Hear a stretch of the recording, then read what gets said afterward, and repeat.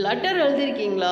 உங்களுக்கு பிடிச்ச யாரோ ஒருத்தருக்காக. நம்ம எழுதுகிற ஒவ்வொரு எழுத்துக்கு பின்னாடியும் அவங்க மேலே இருக்க மரியாதை, அன்பு, அக்கறை, அவங்க எவ்வளோ முக்கியம்னு ஞாபகப்படுத்தி எழுதி வச்சு கொடுப்போம். என்னதான் மொபைலில் ஈஸியாக ஒரு சின்ன இமோஜில் உங்கள் ஃபீலிங்ஸை சொல்ல முடிஞ்சாலும் அந்த ஃபீலிங்ஸ் கொஞ்ச நேரம் அவ்வளோதான். பட் லெட்டர்ஸ் அப்படி இல்லை. எப்போ படித்து பார்த்தாலும் ரொம்ப அழகாக புதுசாக தெரியும்.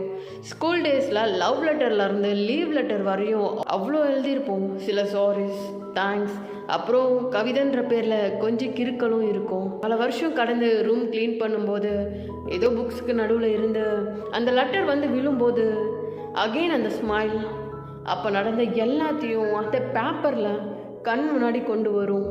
இப்பயும் எதுவும் பெருசாக மாறலை. உங்களுக்கு பிடிச்ச அந்த பர்சனுக்கு இயர்லி ஒன்ஸ் ஆச்சு லெட்டர் போடுங்க. காலத்தாலையும் அழிக்க முடியாத ஒரு அழகான கிஃப்ட் தரணும்னு நினச்சா உங்கள் கைப்பட எழுதி ஒரு லெட்டர் கொடுங்க. It's perfect gift to your loved once.